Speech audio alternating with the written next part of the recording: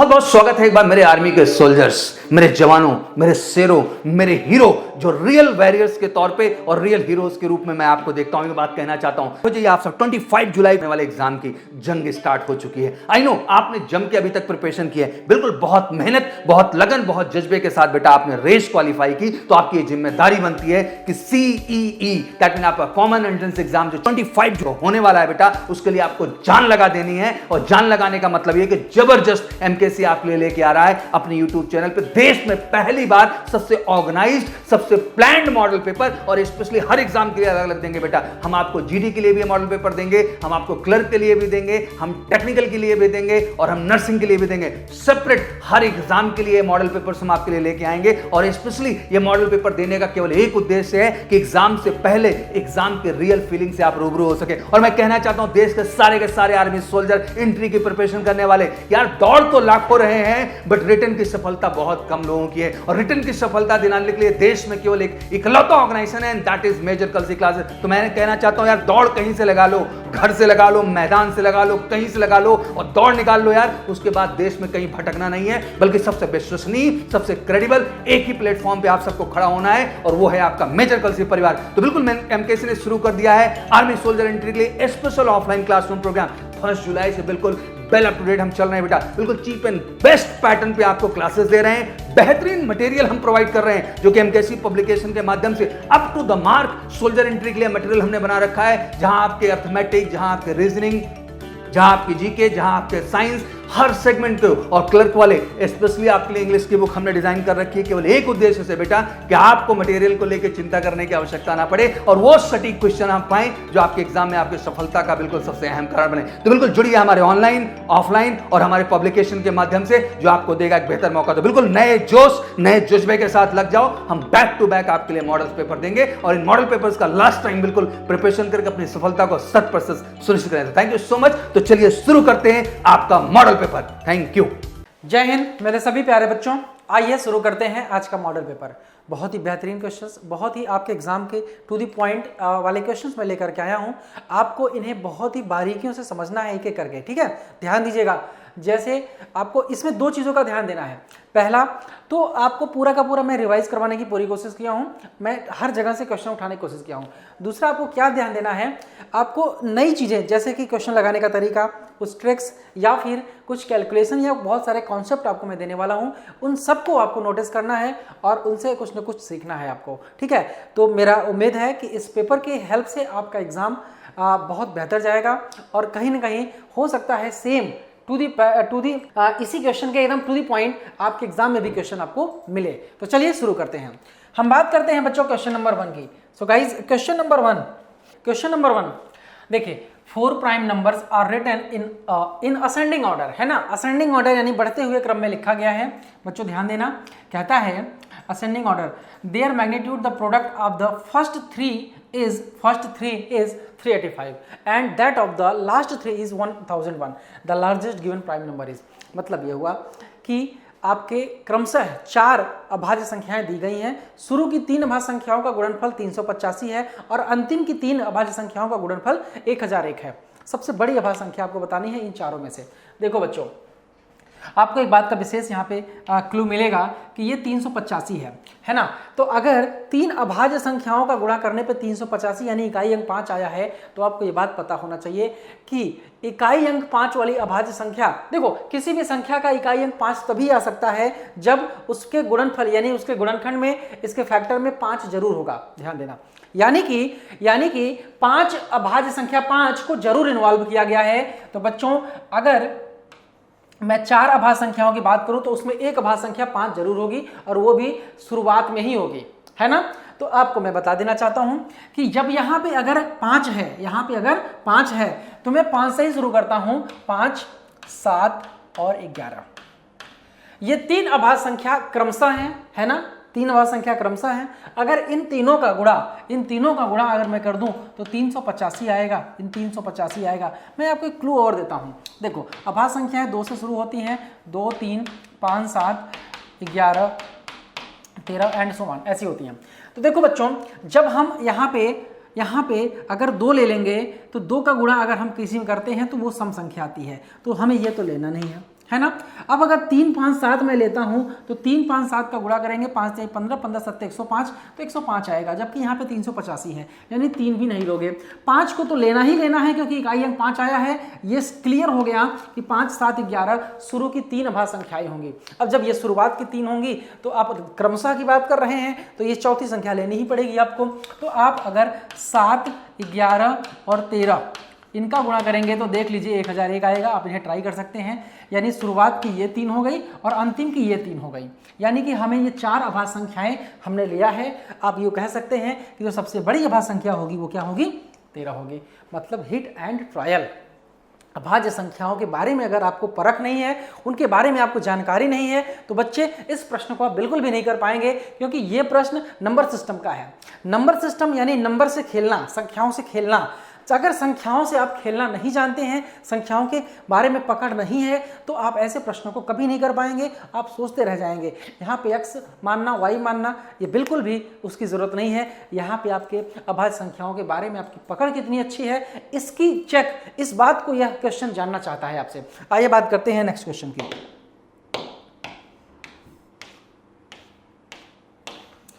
Question number 2 की जब हम बात करते हैं बच्चों, क्वेश्चन नंबर जब हम 2 की बात करते हैं मेरे प्यारे भाई, देखो क्या लिखा है, which is the largest of the following fractions, यानी कि दिए गए भिन्नों में से कौन सा भिन्न सबसे बड़ा है। सबसे आसान तरीका बताता हूं, इसके तरीके तो बहुत ढेर सारे होते हैं, बट जो बेस्ट प्रॉपर मेथड है मैं वो आपको डिस्कस करता हूं। एक काम करना बच्चों, कुछ मत करना, सबको दशमलव में बना दो, दशमलव के 2 अंकों तक लिख दिया करो। दशमलव के 2 अंकों तक अगर लिखोगे तो पहले वाली संख्या को अगर लिखोगे तो ये हो जाएगा 0.66, है ना। दूसरी वाली संख्या को लिखोगे 0.60। 8/11 को अगर लिखोगे, 8/11 को लिखोगे तो ये हो जाएगा 0.72, 0.72। भाई 11 से 77, 3 बचेगा, 22। 11/17, 11/17 0.6 और 4, है ना, 0.64। आपने देखा कि हमने इन चारों संख्याओं को, इन चारों भिन्नों को दशमलव में परिवर्तित कर दिया। जब बच्चे आप दशमलव में परिवर्तित कर देंगे तो मेरे भाई आप मुझे बताइए यहाँ पे सबसे बड़ी संख्या कौन सी है, सबसे छोटी संख्या। सबसे छोटी संख्या तो ये हो जाएगी और सबसे बड़ी संख्या ये हो जाएगी, यानी कि 0.60 सबसे छोटी, 0.72 सबसे बड़ी। क्या पूछ रहा है, सबसे बड़ा 7.72। तीसरी संख्या यानी 8/11, ये सबसे लार्जेस्ट नंबर है। 8/11 कहाँ है मेरे भाई, तो बी ऑप्शन पे है। So B option should be the correct answer. B option सबसे बड़ा भिन्न होगा इन दिए गए चारों भिन्नों में से। आइए बात करते हैं अगले प्रश्न की ओर।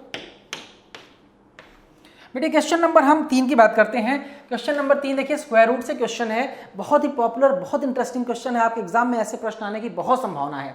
ध्यान से देखना, जब भी आपको इस तरह के प्रश्न मिले, मैं शॉर्टकट ट्रिक आपको बताता हूं। जो यहाँ पे नंबर्स लिखे गए, ये नंबर्स कॉमन होंगे, इनका आप गुणनखंड करना, ऐसा गुणनखंड करना कि इनके गुणनखंडों के बीच में, यानी कि ऐसा इनका अभाज्य गुणनखंड करना कि इन दोनों गुणनखंडों के बीच में 1 का अंतर हो। क्या, 1 का अंतर हो, यानी 2 और 3 1 का अंतर है। तो जो बेटे बड़ी वाली संख्या होगी वही इस स्क्वायर रूट का मान हो जाएगा, यानी इस स्क्वायर रूट का मान क्या हो जाएगा, डी हो जाएगा। इस स्क्वायर रूट का मान क्या हो जाएगा, डी हो जाएगा। तो आइए देखिए, ये सब प्रश्न आपको बिल्कुल डिक्टो आएंगे, जैसे 6 की जगह पे 12 हो जाएगा, समझ रहे हैं, हो सकता है 20 हो जाए, समझ रहे हैं, हो सकता है 72 हो जाए। तो यहाँ पे नंबर्स जो भी रहेंगे उनका ऐसा फैक्टर करना कि उनके दोनों फैक्टर्स के बीच में 1 का डिफरेंस हो। अगर यहाँ पे प्लस होगा तो बड़ा वाला संख्या आपका आंसर होगा, अगर यहाँ पे माइनस होगा तो छोटी वाली संख्या आपकी आंसर होगी। बस इतना ही इस क्वेश्चन में है और डिक्टो क्वेश्चन आपके एग्जाम में मिलेगा। चलिए भाई बात करते हैं नेक्स्ट क्वेश्चन की ओर। क्वेश्चन नंबर 4 की बात करते हैं। Which is that smallest number which is a complete square and which is completely divisible by 10, 12, 15 and 18। मेरे भाई इस प्रकार के प्रश्नों में सीधे एलसीएम ले लिया करो, आपका आंसर देखो। वह छोटी से छोटी संख्या कौन सी है जो कि पूर्ण वर्ग है और वह 10, 12, 15, 18 से पूरी तरह से क्या हो, विभाजित हो। तो बच्चों हम क्या करेंगे, 10, 12, 15 और 18 का एलसीएम लेंगे। तो आइए एलसीएम लेते हैं।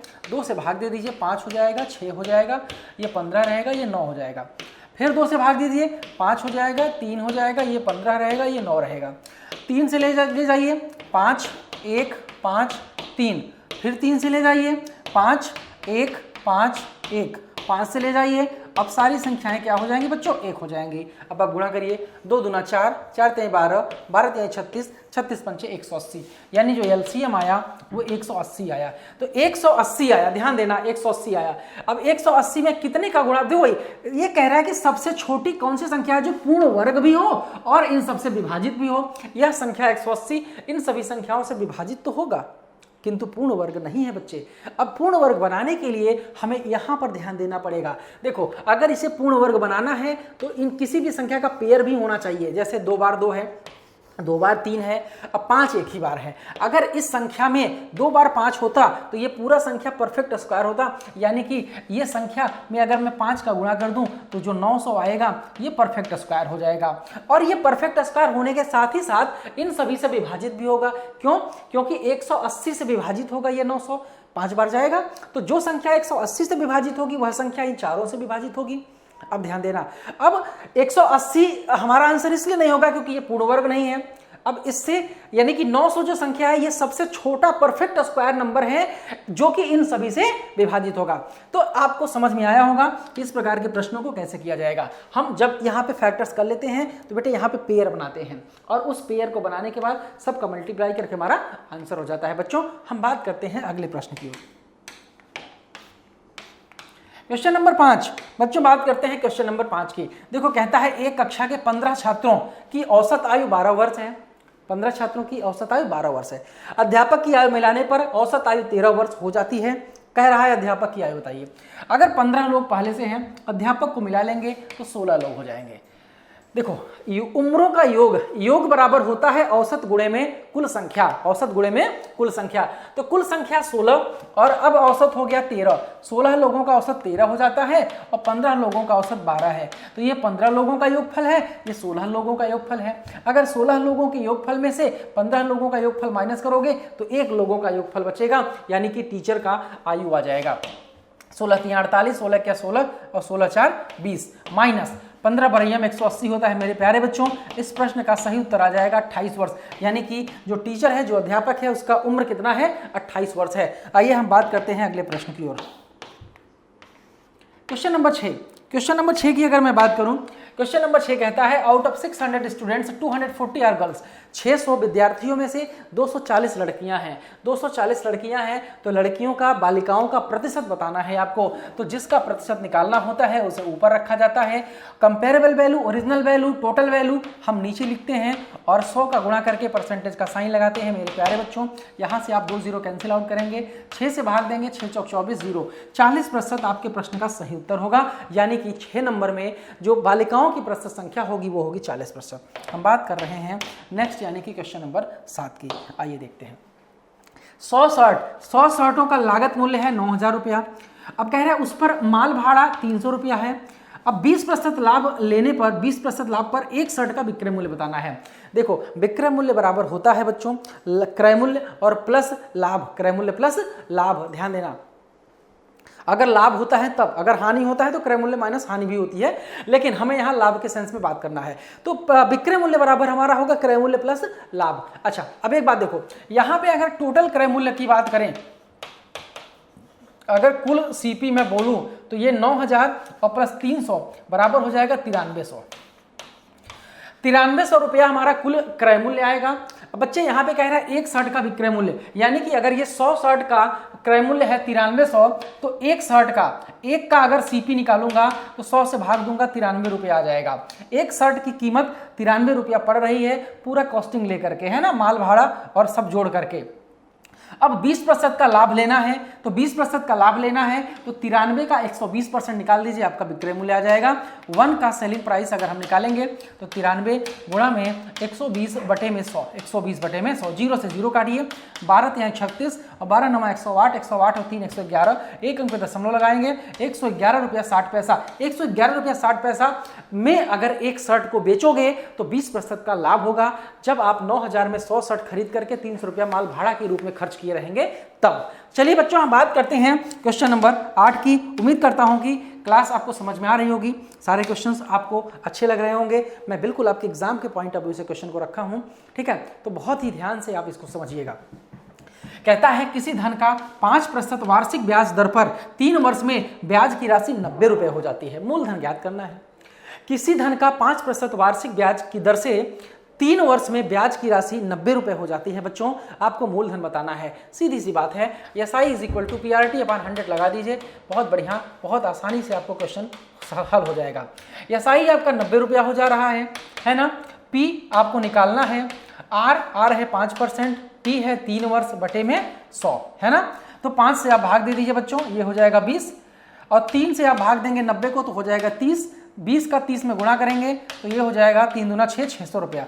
600 रुपया आपका हो जाएगा मूलधन, 600 रुपया आपका हो जाएगा मूलधन। अब देखो मैं इसको आपको परसेंटेज से बताता हूं, जैसा कि पहले वीडियो में, पहले वाले मॉडल पेपर में आपने देखा ही था। मैं वहीं से आपको परसेंटेज का भी तरीका बता देता हूं, ध्यान से समझिएगा। अगर 5% आपका रेट ऑफ इंटरेस्ट है 3 साल के लिए तो 15% ब्याज होगा, यानी 90 रुपया हो जाएगा 15% बराबर। 15% बराबर बच्चों हो जाएगा 90 रुपया, 15 छक्के 90, यानी कि 1% बराबर 6 रुपया। तो बच्चों जब हम 100% की बात करेंगे तो 600 रुपया हो जाएगा। आपको पता है कि मैंने बताया था मूलधन को हमेशा 100% लेते हैं। क्लियर हो गया? आइए हम बात करते हैं अगले प्रश्न की। Question number 9। तो क्वेश्चन नंबर 9 की जब हम बात करते हैं, कहता है यक्ष किसी काम को 12 दिन में करता है, वाई उसी काम को 18 दिन में करता है। दोनों मिलकर के अगर कार्य करें तो पूरा काम कितने समय में समाप्त हो जाएगा? आपको मैं बता दूं, एक्स वाई अपॉन में एक्स प्लस वाई, इस फॉर्मूले के लिए, इस क्वेश्चन के लिए ये आपको ट्रिक अप्लाई करना है, एक्स वाई अपॉन में एक्स प्लस वाई। ठीक है, जब अगर कोई भी एक व्यक्ति x दिनों में, दूसरा व्यक्ति y दिनों में, तो दोनों मिल करके काम करेंगे तो एक्स वाई बटे में एक्स प्लस वाई दिनों में कार्य पूरा कंप्लीट कर लेंगे। 12 गुना में 18 बटे में 12 प्लस 18 यानी 30 हो जाएगा। 6 से काटेंगे 5, 6 से काटेंगे 3, 6 3 18, ये हो जाएगा 36 बटे में 5। 36 बटे में 5, 5 7 35, 7 सही 1 बटा 5 दिन, 7 सही 1 बटा 5 दिन में दोनों मिल करके कार्य को समाप्त कर लेंगे। बच्चों आइए हम बात करते हैं अगले प्रश्न की ओर। Question number 10।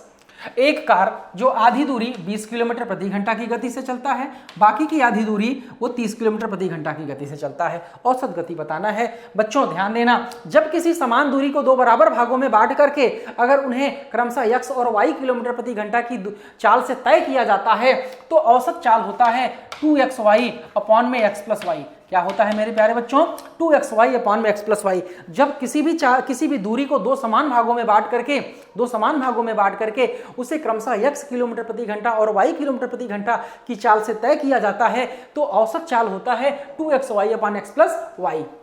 यानी कि 2 गुणा में 20 और गुणा में 30 बटे में 20 और 30 जोड़ेंगे तो 50 आएगा। 0 से 0 काटिए, 5 से काटिए 4, 2 चौका 8, 8 त्रिक 24। 24 किलोमीटर प्रति घंटा इस सवाल का सही उत्तर होगा, यानी कि आपका आंसर होगा डी। आइए बच्चों हम बात करते हैं अगले प्रश्न की ओर। देखिए, एक कमरे की चारों दीवारों का क्षेत्रफल, मेंसुरेशन से क्वेश्चन है, बहुत इंपॉर्टेंट क्वेश्चन है, ध्यान से देखिएगा। एक कमरे की चारों दीवारों का क्षेत्रफल 128 मीटर स्क्वायर है, लंबाई चौड़ाई के बराबर है और ऊंचाई 4 मीटर है। देखो, लंबाई चौड़ाई के बराबर होने का मतलब कि जो उसका सरफेस है, जो उसका फर्श है, वो है वर्गाकार फर्श है। ध्यान देना। अब कहता है कि ऊंचाई 4 मीटर है। अब बताओ कमरे की फर्श का क्षेत्रफल, यानी चारों कमरों का क्षेत्रफल। सबसे पहले तो आपको फॉर्मूला पता होना चाहिए, 2 × L + B × H। बच्चों याद रखना, परिमाप गुणे में ऊंचाई बराबर होता है चारों दीवारों का क्षेत्रफल। देखो L और B दोनों इक्वल है तो इसको भी L और इसको भी L में ले लूंगा। 2 × ये हो जाएगा L + L × ये 4 हो जाएगा। इसको हम गुणा करेंगे तो ये बराबर, देखो कह रहा है 128 मीटर स्क्वायर हो जाएगा। बच्चों आप क्या करिए, यहाँ पे 4 से भाग दे दीजिए, 4 के 12, 4 दूनी 8, फिर 2 से भाग दे दीजिए, ये हो जाएगा 16। L + L यानी 2L बराबर 16, तो फिर 2 से भाग दे दीजिए, 8 आएगा। तो बच्चों L बराबर हो जाएगा 8। L बराबर अगर 8 हो जाएगा तो B का मान भी 8 हो जाएगा। तो लंबाई और चौड़ाई दोनों आपका आया 8 मीटर। फर्श का क्षेत्रफल निकालना है। फर्श का क्षेत्रफल बेटे लंबाई गुणे चौड़ाई होता है, तो 8 × 8 यानी कि 64 मीटर स्क्वायर। 64 मीटर स्क्वायर इस फर्श का क्या होगा? क्षेत्रफल होगा। बच्चों मैं उम्मीद करता हूं इस क्वेश्चन को आप समझे होंगे। बढ़िया क्वेश्चन है ये। क्वेश्चन आपके लिए बहुत ज़्यादा इंपॉर्टेंट है। चारों दीवारों का क्षेत्रफल आपको याद होना चाहिए। इसके बिहाफ पे आप क्वेश्चन आपके एग्जाम में पूछे जा सकते हैं। बढ़िया सवाल है। चलिए बात करते हैं अगले प्रश्न की ओर। क्वेश्चन नंबर 12 कहता है उस घन की भुजा क्या होगी जिसका पृष्ठ क्षेत्रफल 216 वर्ग सेंटीमीटर है। घन की भुजा पूछ रहा है, कह रहा है जिसका पृष्ठ क्षेत्रफल, अब फार्मूला पता होना चाहिए ना यार। पृष्ठ का क्षेत्रफल होता है बच्चों 6a², 6 गुणे 6 गुणे भुजा का वर्ग, 6 गुणे भुजा का वर्ग, ये बराबर है 216, ये बराबर है 216। 6 से भाग दे दीजिए 36 आ जाएगा मेरे प्यारे बच्चों, 6 3 18, 6 7 36। ए का मान अगर आप निकालेंगे तो आपको ये बात पहले से पता होनी चाहिए कि अगर आप वर्ग आप LHS से हटाते हो, सब्स्टिट्यूट करते हो, है ना, पक्षांतर करते हो, वर्ग अगर आप इस तरफ से हटाओगे तो इधर वर्गमूल लगेगा, यानी कि ये हो जाएगा करड़ी में 36, यानी कि 6 सेंटीमीटर इस प्रश्न का सही उत्तर आएगा। 6 सेंटीमीटर इस प्रश्न का सही उत्तर आएगा। तो आइए हम बात करते हैं अगले प्रश्न की ओर। बच्चों मेंसुरेशन में जो क्वेश्चन आपके एग्जाम में आएंगे वो बिल्कुल फार्मूला बेस्ड आएंगे, इसलिए आप फार्मूला यानी कि जो भी सूत्र आपके बुक में है, आपके नोट्स में प्रॉपर आपने बनाए हैं, उन्हें आप एकदम याद रखें, उन्हें रिवाइज करके तभी एग्जाम में जाएं, क्योंकि जो भी क्वेश्चन आने वाले हैं वो सीधे एग्जाम में आपके फार्मूला बेस्ड क्वेश्चन आने वाले हैं। चलो बच्चों बात करते हैं क्वेश्चन नंबर 13 की। देखो अलजेब्रा से रिलेटेड एक क्वेश्चन आया, यहाँ पे क्या कह रहा है, यदि a बराबर 23, b बराबर -29 हो तो 25a² प्लस 40ab और प्लस 16b² का मान बताना है। यानी कि अगर इसको मैं यहाँ पे सीधे सीधे देखूं तो ये 5a और प्लस 4b का होल स्क्वायर है, 5a प्लस 4b का होल स्क्वायर है, a² plus b² plus 2ab, a² plus b² plus 2ab। ठीक है, तो a का मान हम 23 रखेंगे, 5 गुणा में 23 प्लस, ठीक है, अब b का मान हम रखेंगे -29, तो 4 गुणा में -29, इसका हम होल स्क्वायर कर देंगे। बच्चों 23 पंचे होता है 115, अब यहाँ पे प्लस माइनस है तो माइनस हो जाएगा, 29 चौका में होता है 116, गुणा करिए 4 9 36, 4 2 8, 8 3 11, 115 माइनस 116 का होल स्क्वायर। आप भी जानते होंगे 115 माइनस 116 यानी कि बड़ी वाली संख्या माइनस में है तो आपका -1 आएगा, -1 का स्क्वायर करोगे बच्चों तो ये हो जाएगा +1, +1 यानी ए ऑप्शन आपका बिल्कुल करेक्ट आंसर होगा। आइए हम बात करते हैं अगले प्रश्न की ओर। क्वेश्चन नंबर 14 ज्योमेट्री का क्वेश्चन है, बढ़िया क्वेश्चन है, ध्यान से समझिए। यदि किसी त्रिभुज ABC में आधार BC को दोनों ओर बढ़ा दिया जाए तो B तथा C पर बाह्य कोणों का योगफल होगा, B तथा C पर बाह्य कोणों का योगफल होगा। ध्यान से समझिएगा बच्चों, ये आपका है AB, ये है त्रिभुज ABC, त्रिभुज ABC। देखिए ये त्रिभुज ABC है, इस त्रिभुज ABC में B और C की तरफ ये दोनों जो है भुजाएं क्या है, बढ़ाई गई। BC को, अच्छा BC को दोनों ओर बढ़ाया गया है, रुक जाइए, BC को दोनों ओर बढ़ाया गया है। देखो ये है A और B और C, BC को दोनों ओर बढ़ाया गया है, तो एक तो ये बढ़ा गया BC और एक ये बढ़ गया, दोनों ओर बढ़ा दिया गया। तो कहता है कि इस प्रकार B तथा C पर बाह्य कोण जो बन रहा है, एक तो बाह्य कोण ये बना और एक बाह्य कोण ये बना, इन दोनों का योगफल बताना है, इन दोनों का योगफल बताना है। बाह्य कोण बराबर होता है, बाह्य कोण बराबर होता है अभिमुख अंतः कोणों का योगफल, बाह्य कोण बराबर होता है अभिमुख अंतः कोणों का योगफल, सम ऑफ अपोजिट इंटीरियर एंगल्स, यानी कि अगर ये B है तो B का अपोजिट इंटीरियर एंगल्स बेटा ये A होगा और ये C होगा, ध्यान देना, यानी ये हो जाएगा A प्लस C। और ऐसे ही मैं C की बात करूंगा तो C के अपोजिट हो जाएगा A और B, तो ये हो जाएगा बच्चों A प्लस B, ये इंटीरियर एंगल्स की मैं बात कर रहा हूं। तो इन दोनों को अगर मैं सम करूंगा तो ये हो जाएगा A plus C plus A plus B। मेरे भाई इतना आपका आंसर आना चाहिए। अब इस आंसर को निकालने के लिए देखो इसको हम थोड़ा सा सॉर्ट आउट करेंगे, तो ये आपका देखेंगे C plus A plus B, यानी कि C ये वाला एंगल, C ये वाला एंगल B और ये वाला एंगल A। त्रिभुज के तीनों कोणों की बात कर रहा है, किसी भी त्रिभुज के तीनों अंतः कोणों का योग 180 डिग्री होता है। 180 डिग्री को रेडियन में बेटे पाई लिखते हैं, क्या लिखते हैं, पाई लिखते हैं, यानी इसके स्थान पे हम पाई लिख सकते हैं और plus A, pi plus A इस क्वेश्चन का सही उत्तर होगा, जो कि B ऑप्शन है, जो कि B ऑप्शन है। आइए हम बात करते हैं अगले प्रश्न की ओर। क्वेश्चन नंबर 15 में लिखा है tan थीटा बराबर 4/3 तो आपको बताना है रूट में 1 माइनस साइन थीटा बटे 1 प्लस साइन थीटा। तो बच्चों ध्यान से देखो, अगर मैं यहाँ से पाइथागोरस थ्योरम का प्रयोग करूँ तो साइन थीटा और कॉस थीटा का मान निकाल सकता हूँ। टेन थीटा बराबर होता है लंब बटे कर्ण, यानी लंब बटे आधार। टेन थीटा बराबर होता है लंब बटे आधार यानी परपेंडिकुलर अपॉन बेस। तो बच्चों यहाँ पे 4 को हम परपेंडिकुलर यानी लंब लेंगे और 3 को आधार यानी बेस लेंगे। अब हमें कर्ण का मान निकालना है क्योंकि हमें साइन थीटा का मान लेना है। तो साइन थीटा बराबर होता है लंब बटे कर्ण यानी परपेंडिकुलर अपॉन हाइपोटेन्यूज। तो ध्यान देना, इसको निकालने के लिए तो बेटे h का मान निकालने के लिए होता है अंडर रूट में l square plus B square यानी 4 स्क्वायर प्लस 3 स्क्वायर। तो ये हो जाएगा 4 का स्क्वायर 16 और प्लस 3 का स्क्वायर 9, तो कर्णी में हो जाएगा बच्चों 25 यानी कि इसका मान आएगा 5। हाइपोटेन्यूज यानी कर्ण हो जाएगा 5। अब हम बात करेंगे इसकी, हमें इसका मान निकालना है 1 माइनस साइन थीटा का मान हो जाएगा लंब बटे कर्ण यानी 4 बटे में 5 डिवाइड बाई 1 प्लस फिर से साइन थीटा आ गया, फिर से लिखेंगे 4 बटे 5। अब इसको सॉल्व करिए, तो 5 एक में 5, 5 में 4 गए 1 बटे में 5 डिवाइड बाई 5 एक में 5, 5 4 9, 9 बटे में 5। तो बच्चों इसको हम जब सॉल्व करेंगे तो ये हो जाएगा 1 बटे में 5 गुणा में 5 बटे में 9, क्योंकि ये भाग है 9 बटे 5 तो गुणा का साइन बनाओगे तो 5 बटे 9 होगा। 5 से 5 कैंसिल, 1 बटा 9। 1 बटा 9 का वर्गमूल निकालोगे तो 1 बटा 3 आपका करेक्ट आंसर आएगा जो कि सी ऑप्शन में पड़ा हुआ है।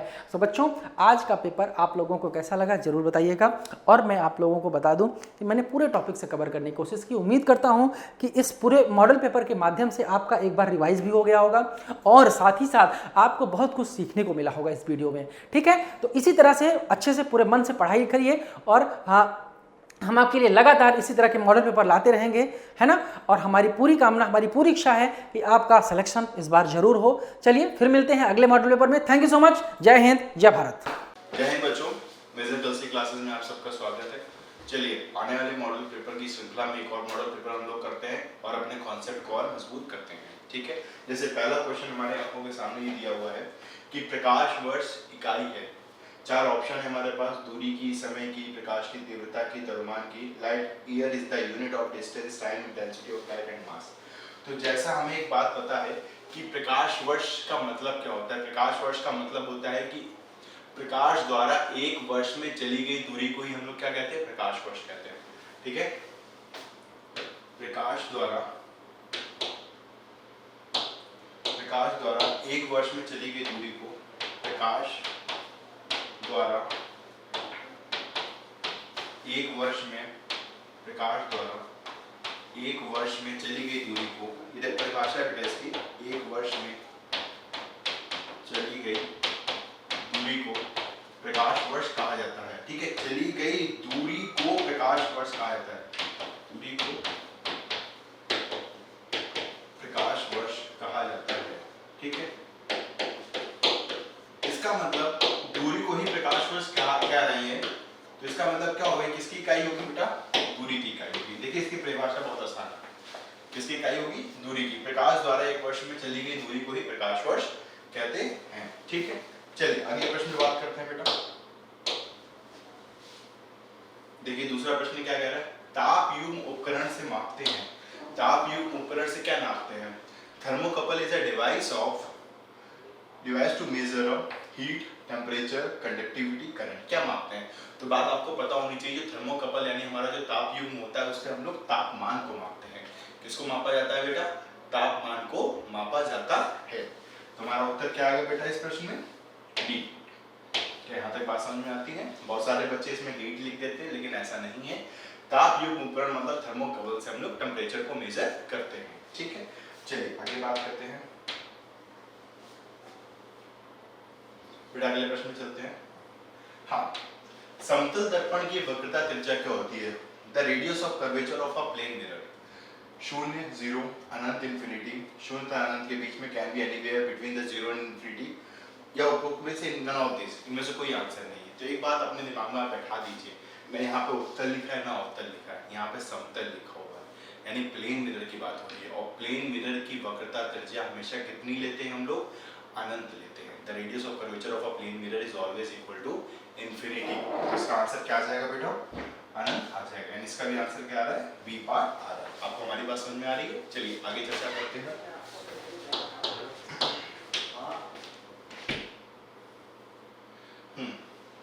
बेटा अगला प्रश्न ये दिया हुआ है कि प्रक्षेप गति में वस्तु का त्वरण उच्चतम बिंदु पर क्या होता है। प्रक्षेप गति में वस्तु का त्वरण उच्चतम बिंदु पर क्या होता है, जी होता है कि जीरो होता है कि जी से कम होता है कि प्रक्षेप वेग पर निर्भर करता है, depend upon the projection of velocity. चलिए इसको देख लेते हैं बेटा।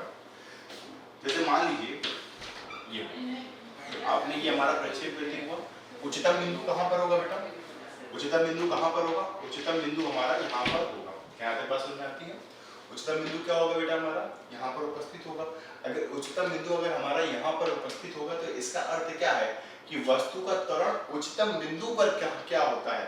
तो मेरे दोस्त ये बताओ, अगर जी यहाँ पे तो जी तो हर बिंदु पे यही होगा, नीचे की दिशा पे, उसका मान क्या रहेगा, जी ही रहेगा, वो परिवर्तित नहीं होगा। हाँ, लेकिन उसकी दिशा कहाँ पे होगी, नीचे की ओर होगी। तो इसका आंसर क्या होगा बेटा, ए पार्ट हो जाएगा। क्या बात समझ में आ रही है यहाँ तक? क्या इतनी चीजें हम समझ सकते हैं आसानी से? क्लियर है कि उच्चतम बिंदु पर वस्तु का त्वरण हमेशा कहाँ पर होता है, जी का मान पर निर्भर करता है। क्लियर है? चलिए आगे बात करते हैं। Question number 5। देखिए बेटा, समझते हैं इस चीज को। एक पिंड की गतिज ऊर्जा प्रारंभिक मान की 4 गुनी यानी 4 टाइम्स है, तो नया संवेग क्या होगा? ये तो पूछ रहा है क्वेश्चन में। ऑप्शन दे रखे हैं, प्रारंभिक मान का 2 गुना। दूसरा ऑप्शन दे रखा है बेटा प्रारंभिक मान के बराबर होगा, ठीक है। तीसरा ऑप्शन दे रखा है प्रारंभिक मान का 4 गुना, और चौथा ऑप्शन दे रखा है प्रारंभिक मान का 3 गुना दे रखा है। अब मेरे बच्चे बात सुनिए कि एक पिंड की गतिज ऊर्जा the kinetic energy of a body comes 4 times the initial. तो इसका मतलब क्या, इसको कैसे लिखेंगे, KF मतलब अंतिम गतिज ऊर्जा मतलब फाइनल काइनेटिक एनर्जी बराबर क्या लिखा है, 4 times of initial kinetic energy, that means 4KI।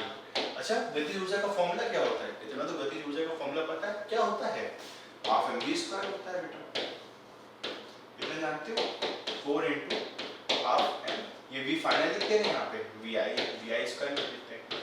अच्छा, लेकिन हमें संवेग की बात कर रहे हैं, तो गतिज ऊर्जा का फार्मूला संवेग के टर्म में क्या होता है? इसको संवेग के टर्म में अगर हम बनाने की कोशिश करें तो कैसे लिखेंगे? हम इसको ऐसे लिखेंगे, pF² बटे 2m बराबर 4 गुणे pi² बटे 2m। 2m से 2m कट जाएगा, तो बेटा pF² 4 × pi², तो बेटा pF कितना आएगा, 2pi। तो बेटा pF हमारा 2pi आएगा, यानी संवेग पहले से क्या हो जाएगा बेटा, प्रारंभिक मान का 2 गुना हो जाएगा। देखिए आपके सामने है, पहले से डबल हो रहा है, 2 गुना हो रहा है। तो आपको बस एक सूत्र याद रखना है, जो गतिज ऊर्जा होता है उसका संवेग से जो संबंध होता है बेटा वो कितना होता है, p² बटे 2m होता है। तो यहाँ तक आपको बात समझ में आती है, आसान सी बात है। तो इसका आंसर क्या आ जाएगा, प्रारंभिक मान का 2 गुना यानी फर्स्ट ऑप्शन। क्लियर? चलिए आगे बात करते हैं बेटा, नेक्स्ट क्वेश्चन पे आते हैं। चलिए देखिए अगला प्रश्न करते हैं। किसी मोटर का फ्लाईव्हील 40 रेडियन पर सेकंड की कोणीय चाल से चलकर 5 सेकंड में रुक गया, स्थिर हो जाता है, तो इसका कोणीय त्वरण बताना है, मतलब एंगुलर एक्सीलरेशन हमें फाइंड आउट करना है। तो मेरे बच्चे देखो बात सुनो, इसे कैसे करेंगे। हमें ये फॉर्मूला तो पता है तुम लोग, v बराबर u प्लस at, ये आप जानते हो, इसमें सोचना नहीं, v बराबर u प्लस at। तो बेटा ओमेगा बराबर क्या होगा यहाँ पे, omega naught plus alpha t, ठीक है। ओमेगा देखिए वो रुक रहा है यानी स्थिर हो रहा है, यानी ओमेगा क्या होगा, 0। बेटा ओमेगा नॉट क्या होगा, 40 रेडियन पर सेकंड 40। अल्फा बताना है, कितने सेकंड में रुक रहा है, 5 सेकंड में रुक रहा है, 5 अल्फा हो गया। तो बेटा यहाँ पे 5 अल्फा बराबर कितना आ गया, -40। अल्फा बराबर कितना आ गया, -8। और इसका मात्रक क्या होगा बेटा, रेडियन पर सेकंड स्क्वायर। देखिए ये सूत्र मैंने इसी से बनाया, ठीक है। तो अल्फा बराबर -8 रेडियन पर सेकंड स्क्वायर। तो कौन सा आंसर मैच कर रहा है, बी पार्ट मैच कर रहा है, ठीक है। चलिए आगे बात करते हैं, 7वें प्रश्न में चलते हैं। पृथ्वी की तुलना में किसी ग्रह का द्रव्यमान 2 गुना और त्रिज्या आधी हो जाती है, तो गुरुत्वीय त्वरण क्या होगा, ठीक है। आसान सा प्रश्न है बेटा। बेटा स्मॉल g बराबर तो कैपिटल G me/re² तो सब जानते हैं, ठीक है, ये सूत्र होता है। और इसी का मान 10 भी होता है, 10 मीटर पर सेकंड स्क्वायर होता है। अब एक ग्रह है जो पृथ्वी की तुलना में उसका द्रव्यमान 2 गुना है और त्रिज्या उसकी क्या है, आधी है, तो मान लीजिए उसका गुरुत्वीय त्वरण g' है, कैपिटल G लिख दीजिए। द्रव्यमान की जगह क्या कर दें, 2 गुना कर दें। अगर द्रव्यमान की जगह 2 गुना कर दें यानी कितना आएगा, 2 m आ जाएगा, ठीक है। और त्रिज्या क्या हो जाएगी बेटा, आधी हो जाएगी, यानी r/2 हो जाएगा, यानी स्क्वायर हो जाएगा। क्या यहाँ तक बात समझ में आती है? यहाँ तक चीजें क्लियर है बेटा? r/2 का स्क्वायर तो r²/4 हो गया, ठीक है। तो g डैश बराबर यहाँ पे कितना आएगा, g * 2me बटे r²/4, 4 ऊपर चला जाएगा, यहाँ पे कितना आ जाएगा, 8 gme बटे re²। तो बेटा gme बटे re² का मान कितना था, g, और g का मान कितना होता है, 10 होता है। बेटा g डैश यहाँ से कितना आएगा, 8 × 10 मतलब 80 आ जाएगा। क्लियर है? तो इसका आंसर क्या आ रहा है, नहीं 40 है, ना 20 है, ना 10 है, तो इसका आंसर लास्ट में आएगा। क्या क्लियर हो गया? आसान सी बात है। चलिए आगे बात करते हैं।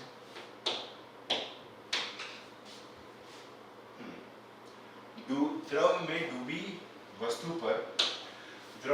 वस्तु पर उत्प्लावन बल की दिशा होती है, क्या होती है पूछ रहा है, नीचे की ओर होती है, ऊपर की ओर होती है, क्षैतिज होती है, या दिशा पर होती है। The direction of the buoyant force of an object immersed in a liquid, downward direction, upward direction, horizontal direction, in any inclined direction। देखिए जैसे मान लीजिए ये कोई बाल्टी है, ठीक है, सिंपल से समझेंगे चीजों को, और ये एक बॉल है, आपने बॉल को इसमें पानी में डाल दिया और आपने उसके ऊपर एक बल लगा रखा है, तो आप उसके ऊपर एक बल लगाओगे तो आप एक चीज महसूस करते हो। क्या महसूस करते हो? कि आपने उसके ऊपर बल तो लगा रखा है कि एक और बल लगता है जो उसके विपरीत दिशा में लग रहा होता है। यही तो होता है, विपरीत दिशा में लग रहा होता है, ताकि जैसे आप ये बल हटाते हो तो बॉल तुरंत ऊपर आ जाती है, यानी जो उसकी दिशा होगी हमेशा क्या होगी, ऊपर की ओर होगी। क्या बात समझ में आती है? क्लियर है? ये हमारा उत्प्लावन बल है। ये कौन लगा रहा है? द्रव के कण लगा रहे हैं, किस पर? वस्तु पर लगा रहे हैं, ठीक है। चलिए आगे बात करते हैं बेटा, नेक्स्ट क्वेश्चन करते हैं। अधिकतम विशिष्ट ऊष्मा किसकी होती है? तो ये बात आप याद रखिएगा कि स्पेसिफिक हीट की बात कर रहा है, हाईएस्ट स्पेसिफिक हीट की बात कर रहा है।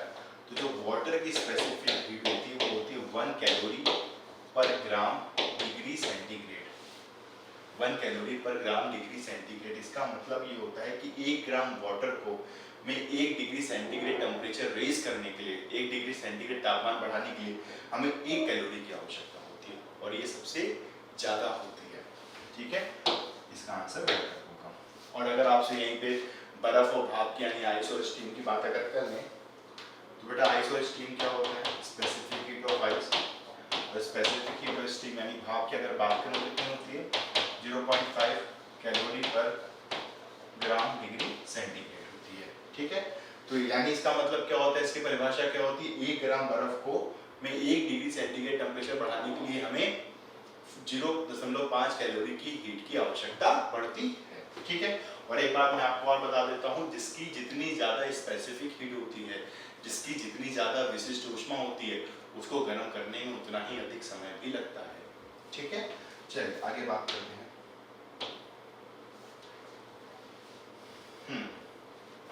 जैसे प्रश्न दिया हुआ है, किसी ठोस का क्षेत्रफल प्रसार गुणांक 2 × 10⁻⁵ पर डिग्री सेंटीग्रेड है, तो इसका रेखीय प्रसार गुणांक बताइए। तो आपको एक चीज पता होनी चाहिए, बीटा बराबर 2α, ठीक है। बीटा क्या होता है हमारा? क्षेत्रफल प्रसार गुणांक, और अल्फा क्या होता है हमारा? रेखीय प्रसार गुणांक। देखिए बीटा कितना दिया गया क्वेश्चन में? 2 × 10⁻⁵ बराबर 2α। तो अल्फा कितना हो गया? 10⁻⁵ पर डिग्री सेंटीग्रेड। तो इसका आंसर बी आता है। और मैं आपको एक बात और इसमें बता दूं कि ये चीज आप याद रखिए, alpha to beta is to gamma, gamma हमेशा क्या होता है? 1:2:3 होता है। अल्फा क्या होता है बेटा? रेखीय प्रसार गुणांक होता है। बीटा क्या होता है? क्षेत्रीय प्रसार गुणांक होता है। और गामा क्या होता है हमारा? आयतनिक प्रसार गुणांक होता है। और इनका जो अनुपात होता है वो कितना होता है? 1:2:3 होता है, ठीक। चलिए आगे बात करते हैं। समआयतनिक प्रक्रम के लिए उपयुक्त है, क्या उपयुक्त है? देखिए समआयतनिक प्रक्रम का मतलब क्या होता है? आइसोकोरिक का मतलब क्या होता है? अगर आपसे समआयतनिक की बात की जाएगी, समआयतनिक की बात की जाए तो बेटा देखो, समआयतनिक में सम आयतनिक लिखा हुआ है, यानी आयतन क्या है? कांस्टेंट होगा, वॉल्यूम कांस्टेंट होगा, यानी हमारा वॉल्यूम क्या होगा?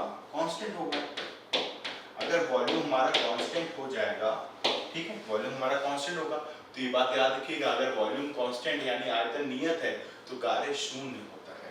यानी वॉल्यूम कितना होता है, वर्क कितना होता है बेटा, शून्य होता है, 0 होता है। क्यों होता है वर्क? क्योंकि dw बराबर क्या होता है बेटा, pdv होता है। और dv मतलब चेंज इन वॉल्यूम, और वॉल्यूम तो चेंज हो ही नहीं सकता क्योंकि कांस्टेंट है, यानी क्या आएगा, 0 आएगा। तो अगर ये 0 आ जाएगा तो थर्मोडायनेमिक्स के प्रोसेस के हिसाब से dq बराबर क्या होता है, du प्लस dw होता है। आप dw जगह 0 रख देंगे हम, तो dq किसके बराबर आ जाएगा, du के बराबर। इसका आंसर याद है, बात समझ में आ गया, क्लियर हो गया? 11 क्वेश्चन हो चुके हैं, ठीक है, यहाँ तक चीजें क्लियर है। चलिए आगे बात करते हैं। क्वेश्चन नंबर 12 पे चलते हैं। चलिए देखिए ध्यान से कि ध्वनि की चाल के लिए न्यूटन का सूत्र गलत है। क्यों? क्योंकि ध्वनि का संचरण उन्होंने मान लिया था। देखिए मैं आपको बात बताता हूँ कि न्यूटन ने ये कहा था, ध्वनि के संचरण जो वायु में होता है वो हमारा आइसोथर्मल प्रोसेस के हिसाब से होता है, समतापीय प्रक्रम पे होता है। और इस हिसाब से न्यूटन ने एक सूत्र दिया था, v बराबर अंडर रूट ऑफ p बटे रो दिया था।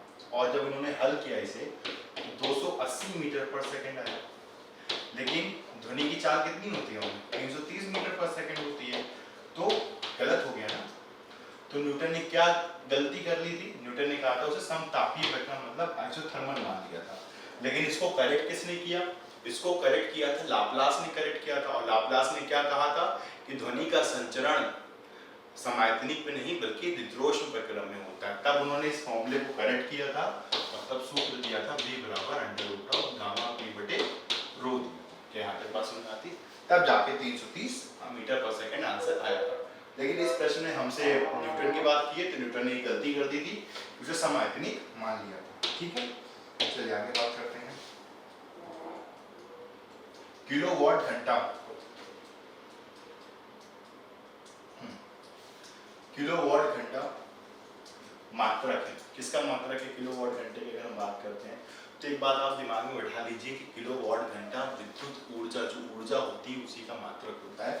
और किलोवाट घंटे को एक प्रकार से और लिखा जाता है कि किलोवाट घंटे को बेटा एक बार और लिखते हैं 1 यूनिट भी। जैसे हमारे घर में अगर हम 10 यूनिट बिजली खर्च करते हैं या 5 यूनिट बिजली खर्च करते हैं, वो हमारी ऊर्जा ही होती है।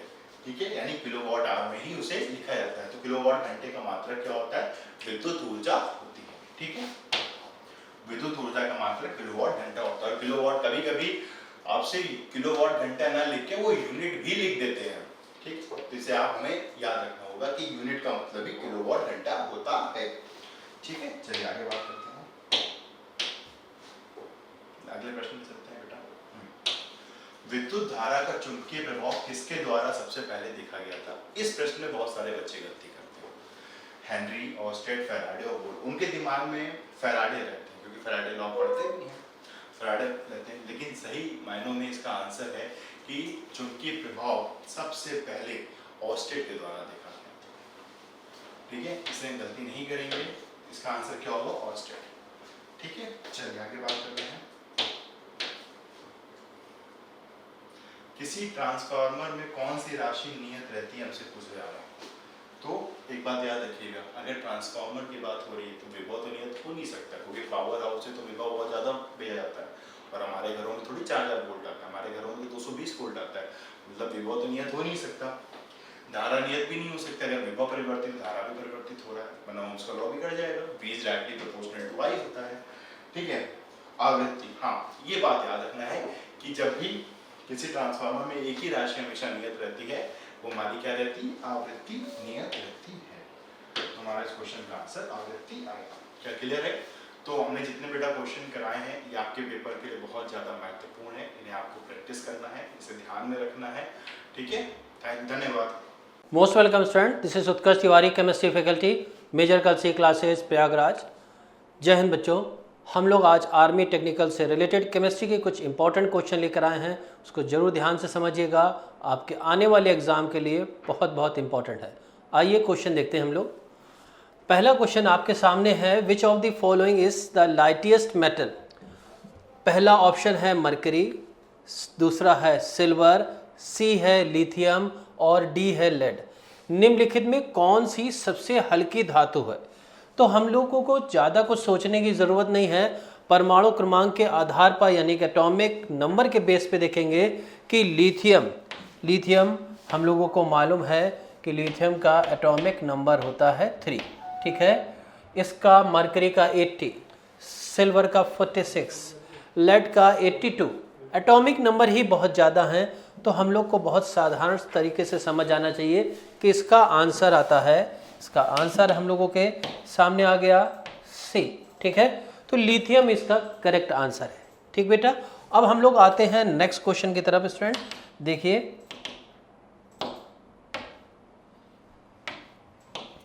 नेक्स्ट क्वेश्चन है व्हाट लाफिंग गैस, ठीक है। लाफिंग गैस क्या है? पहला कार्बन डाइऑक्साइड, ना, ये एक सफोकेटेड गैस है जो हम लोग अपने रेस्पिरेशन के थ्रू बाहर निकालते हैं। सल्फर डाइऑक्साइड जो किसी भी सल्फर कंटेंट को गर्म करने पर निकलती है और ये बड़ी सफोकेटेड गैस रहती है। हाइड्रोजन परऑक्साइड ये भी नहीं हो सकती है। बची एक N2O है जिसको हम लोग को मालूम है कि ये लाफिंग गैस की तरह यूज़ होती है और कई जगह हम लोग पढ़ भी चुके हैं पहले भी। तो इसका करेक्ट आंसर हो गया आपके सामने डी, यानी कि सेकंड का करेक्ट आंसर हो गया डी। अब हम लोग आते हैं नेक्स्ट क्वेश्चन की तरफ। नेक्स्ट क्वेश्चन आपके सामने बेटा आ रहा है। देखिए the filament of electric bulb is a made of, किसका बना रहता है? तो हम लोग को जो जितने भी थर्मो बल्ब रहते हैं यानी कि हीटिंग प्रोड्यूस बल्ब रहेंगे तो उसमें लो मेल्टिंग पॉइंट वाला मेटल हम लोग यूज़ नहीं कर सकते क्योंकि मेल्ट कर जाएगा तो कोई फ़ायदा नहीं, ठीक है।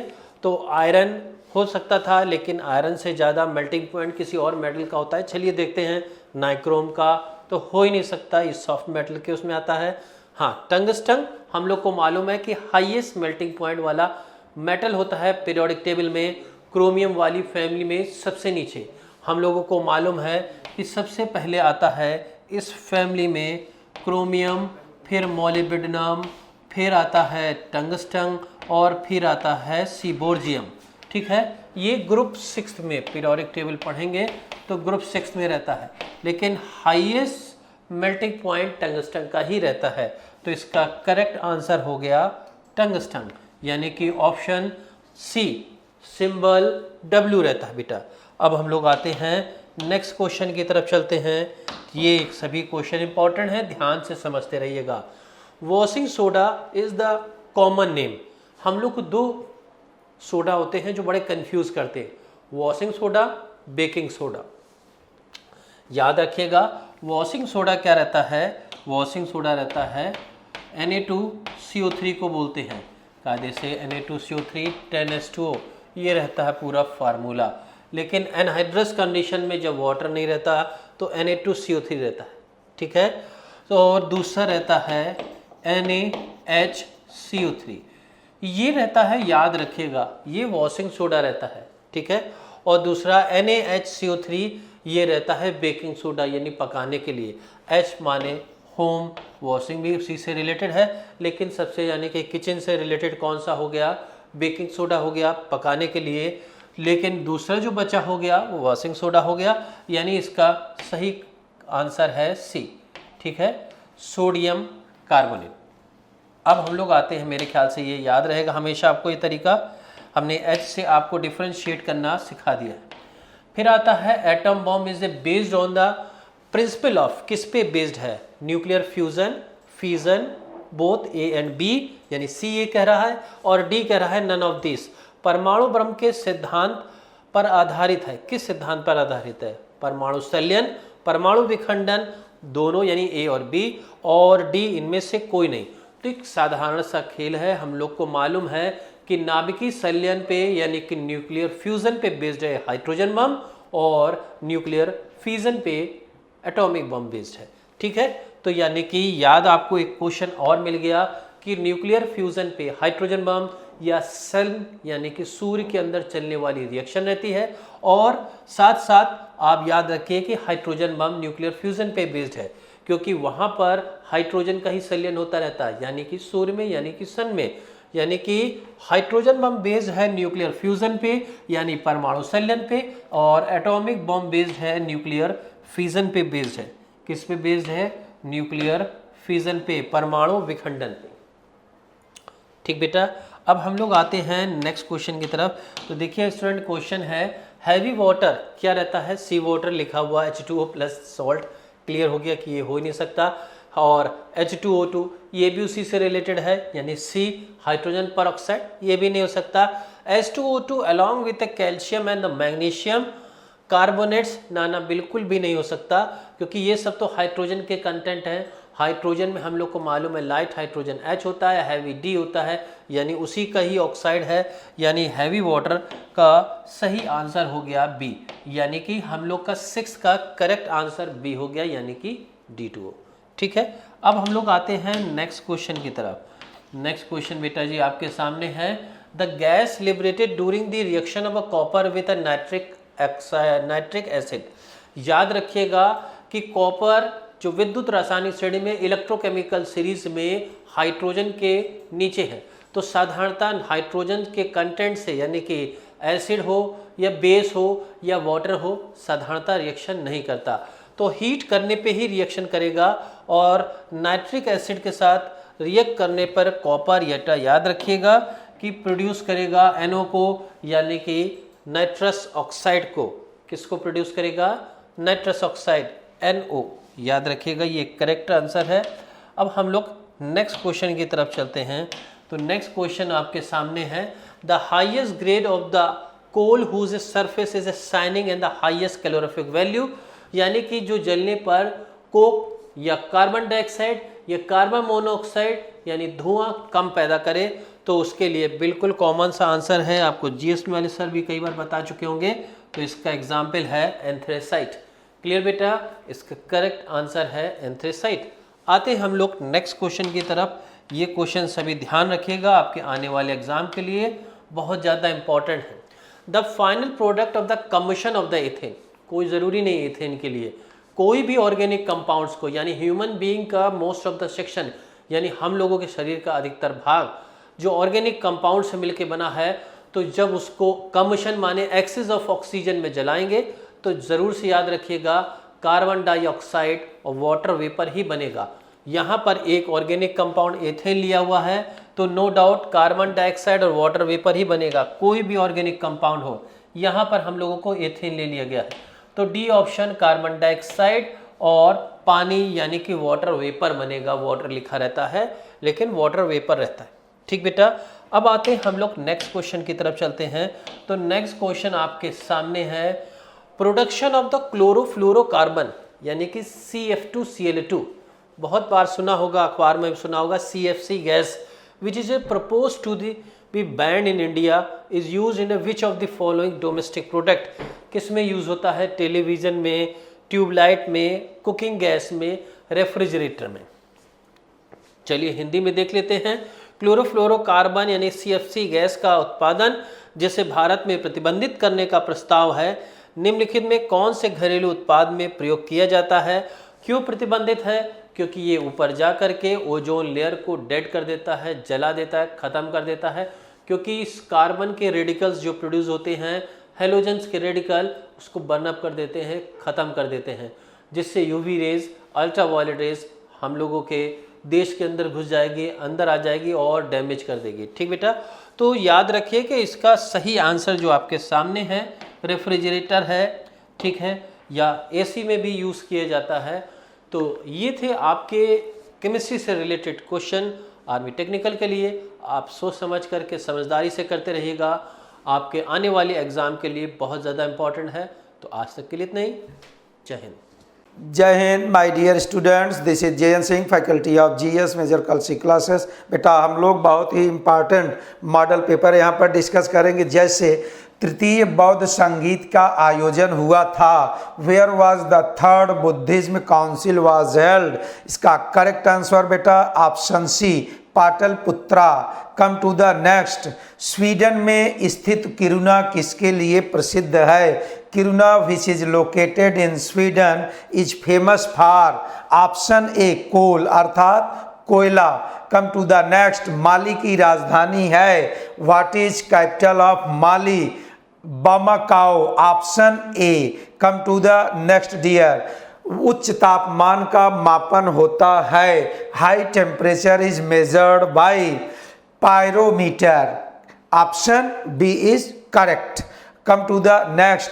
विश्व खाद्य दिवस मनाया जाता है। World food day is celebrated on 16 October. जय हिंद डियर, जय हिंद टू ऑल ऑफ यू बेटा। हेलो बच्चों, आप सभी का स्वागत है। बच्चों, आपके लिए लाए हैं रीजनिंग के 5 क्वेश्चन। बहुत ही बेहतरीन क्वेश्चन हैं, आपके एग्जाम में आपकी मदद कर सकते हैं बच्चों। और इस मॉडल पेपर से आपको ये सीख मिलेगी कि यदि आपने कुछ इसी तरीके के सवाल का अच्छे से प्रैक्टिस कर लिया और इसी पैटर्न पे आपने काम कर लिया तो आप अपने एग्जाम में बहुत बेहतर स्कोरिंग कर सकते हैं। तो बच्चों, बिना देर किए हुए चलेंगे आज के क्वेश्चन की तरफ। देखते हैं वो 5 क्वेश्चन हमारे कौन से हैं। जैसा बच्चों, पहला क्वेश्चन आप देख रहे हैं, यहाँ पर क्वेश्चन है, यदि अंग्रेजी वर्णमाला निम्नलिखित अंग्रेजी वर्णमाला के प्रथम अर्धांश को यदि विपरीत क्रम में लिख दिया जाए तो आपके दाएं से 15वें अक्षर के दाएं चौथा अक्षर कौन सा होगा।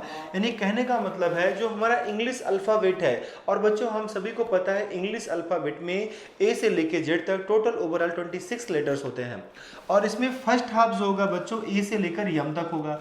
बिकॉज 13 जो होगा हमारा 1 से लेकर 13 तक ये हमारा फर्स्ट हाफ होगा, और 14 से लेकर 26 बच्चों हमारा सेकेंड हाफ हो जाएगा। तो हमें क्या करना है बच्चों, सबसे पहले प्रथम अर्धांश को विपरीत क्रम में लिखना है। यानी हमारा जो फर्स्ट हाफ होगा इसको हम रिवर्स ऑर्डर में लिखेंगे।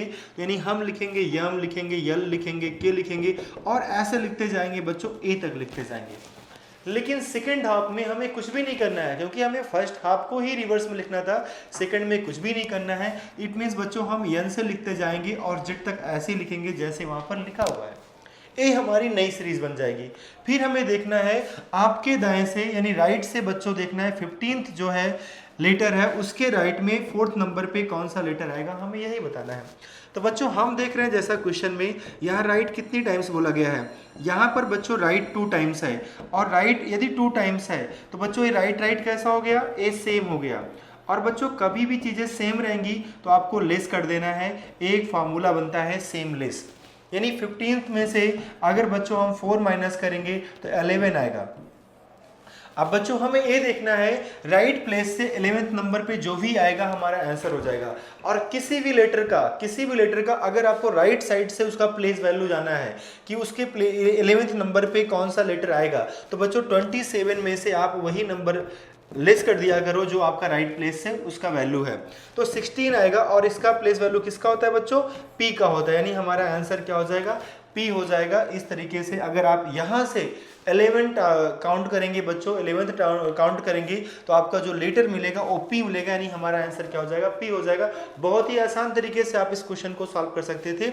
तो बच्चों करना ये भी नहीं है, आपको लेटर भी नहीं लिखना था जो हम रिवर्स ऑर्डर में लिख रहे हैं, वहाँ पर एग्जाम में ये भी नहीं लिखना है, क्योंकि बच्चों हमें पता है सेम था तो लेस करना है, और लेस करने के बाद हमें सिर्फ 11th चाहिए। हमें पता है कि एन का जो वैल्यू होता है वो क्या होता है, 13th होता है अगर इधर से काउंट करेंगे, क्योंकि टोटल ओवरऑल कितने होते हैं, 26 होते हैं। तो बच्चों इसके पहले क्या रहा होगा, इसके पहले ओ रहा होगा, फिर पी रहा होगा, यानी बच्चों 12 नंबर पे रहा होगा और 11 नंबर पे। तो वैसे भी हमारा आंसर क्या था, पी ही था। बाय द वे इस तरीके से भी सॉल्व कर सकते थे, और भी इनके मेथड्स होते हैं जिनके थ्रू आप इन क्वेश्चंस को सॉल्व कर सकते हैं। चलते हैं बच्चों, अभी हम सेकंड क्वेश्चन को देखते हैं। सेकंड क्वेश्चन क्या है, यहाँ बच्चों एक सीरीज दी गई है, इस सीरीज में हमें ये देखना है यहाँ पर हो क्या रहा है। तो हमने देखा यहाँ पर अगर आप 5 से इसमें डिवाइड करेंगे तो आपको यही नंबर मिलेगा जो आपको आगे लिखा गया है। और ये कैसे पता चलेगा, क्योंकि बच्चों यहाँ 15 है और यहाँ पर 3 है, इसका मतलब है कि इसे यहाँ पर 5 से ही डिवाइड किया गया है। और कभी भी बड़े नंबर से डायरेक्टली छोटा नंबर आने लगे तो आप समझ लेना वहाँ पर भाग ही दिया जा रहा है। 5 से डिवाइड करेंगे, 5 3 15, 5 1 9 5, 5 2 10। अगेन आप 5 से डिवाइड करेंगे तो बच्चों हमारा 62.4 आ जाएगा। और अगेन जब हम 5 से डिवाइड करेंगे बच्चों तो यहाँ पर आप देखिए 1 टाइम्स आएगा, 2 टाइम्स आएगा, और यहाँ बच्चों हमारा बचेगा 224 हो जाएगा, और ये 4 टाइम्स आएगा, और फिर हमारा बचेगा यहाँ पर बच्चों 4 टाइम्स आएगा, और 4 बचेगा 8 टाइम्स आएगा, तो 12.48 आएगा, जो कि यहाँ पर होना चाहिए। लेकिन यहाँ पर बच्चों ऐसा नहीं है, यहाँ पर हमारा ए जो ऑप्शन है बच्चों ये गलत दिया गया है, यहाँ पर 0.4 नहीं रहेगा, यहाँ पर बस 12.8 रहेगा, जो कि हमारा ए आंसर सही हो जाएगा। यानी 12.8 जो है ए ऑप्शन, ए हमारा सीरीज को फॉलो नहीं कर रहा है, तो हमारा आंसर क्या हो जाएगा बच्चों 12.8 हो जाएगा, न कि हमारा 12.48 होगा। तो यहाँ पर ये गलत दिया गया था, इसमें आप समझिएगा 12.8 है जो कि हम लोग का आंसर है। बच्चों अभी हम थर्ड क्वेश्चन की बात करेंगे। तो थर्ड क्वेश्चन में क्या है, यहाँ पर TSQR को लिखा गया है XWUV। तो अगर हम बात करें बच्चों तो यहाँ पर अगर आप थोड़ा भी ध्यान देंगे तो इस तरीके से देख सकते हैं, T का X हुआ तो बच्चों 4 प्लस हुआ, और यस का W हुआ तो अगेन 4 प्लस हुआ, और 17 है इसका प्लेस वैल्यू, 17 से 21 हुआ तो फिर 4 प्लस हुआ, और 18 से 22 हुआ तो अगेन 4 प्लस हुआ। तो सभी जो भी लेटर्स हमें गिवन है सब में 4 प्लस हो रहा है। वैसे बच्चों यहाँ भी सब में 4 प्लस करेंगे तो 5 4 9 होगा, आई आएगा, और यहाँ भी 4 प्लस करेंगे तो 4 4 8 हो जाएगा यानी एच हो जाएगा, और इसमें भी 4 प्लस कर देंगे तो 4 2 6 हो जाएगा यानी एफ हो जाएगा, इसमें भी 4 प्लस कर देंगे तो 4 3 7 हो जाएगा। तो आई एच एफ जी किस ऑप्शन में है? डी ऑप्शन में है, जो हम लोग का आंसर है। तो बच्चों चलते हैं अभी हम लोग 4th नंबर क्वेश्चन पे। यहाँ पर बच्चों एक क्वेश्चन है कि लड़कियों की एक पंक्ति में कमला का जो स्थान है बाईं ओर से 9वां है। तो बाईं से 9वां है तो बाईं ओर से जब आप काउंट करेंगे तो 9th प्लेस पे कौन है? कमला है। और बच्चों कमला का ही स्थान वीना का दाईं ओर से 16वां स्थान है। बच्चों अगर हम वीना की बात करेंगे तो वीना का जो प्लेस है 16th है राइट साइड से। फिर यदि वे अपना स्थान अदल बदल कर लेती हैं, यानी यहाँ पर बीना आ जाएंगी और यहाँ पर कमला आ जाएंगी, यदि ये अपना स्थान अदल बदल कर लेती हैं तो यहाँ पर हमें बोला गया है तो कमला बाईं ओर से 25वीं हो जाती है। तो कमला का जो प्लेस होगा बच्चों बाएं साइड से क्या हो जाएगा? 25th हो जाएगा, 25 हो जाएगा यानी 25वां स्थान हो जाएगा। अब अगर हम बात करें वीना के पीछे कितने लोग थे तो सिंपल सी बात है 15 लोग थे बच्चों। वीना के पीछे कितने लोग थे? 15, तभी तो वीना का स्थान 16 था। अब जो वीना के पीछे हैं वही कमला के आगे हैं, तो बच्चों 25 में 15 प्लस कर देंगे तो यहाँ पर कितना हो जाएगा? 40 हो जाएगा, और इस तरीके से हमारा आंसर हो जाएगा सी ऑप्शन। बच्चों आज का लास्ट क्वेश्चन देखेंगे इसमें, तो यहाँ पर हमें बस नंबरिंग करना होता है, आयत का संख्या फाइंड आउट करना है, वर्ग का संख्या फाइंड आउट करना है। तो कुछ नहीं करना, नंबरिंग कर लो 1 2 3 4, और इस साइड भी वही नंबरिंग करेंगे, इनका स्क्वायर कर देना है, 1 का स्क्वायर 1, 2 का 4, 3 का बच्चों 9 और 4 का 16। इन्हें ऐड करेंगे, 16 प्लस 4 20 हो गया, 9 प्लस 1 10 हो गया, दैट मीन्स 30 हो गया, और इस तरीके से हम लोग का डी ऑप्शन हो जाएगा। तो बच्चों कैसा लगा आज का मॉडल पेपर? इस तरीके से आप सारे क्वेश्चंस को सॉल्व कर सकते हैं। बहुत ही बेहतरीन क्वेश्चंस थे। यदि बच्चों आपने लगातार ऐसे ही मॉडल पेपर सॉल्व करते रहे तो आप अपने एग्जाम में बहुत बेहतर कर सकते हैं। तो ठीक है बच्चों, आप सभी बच्चों को जय हिंद।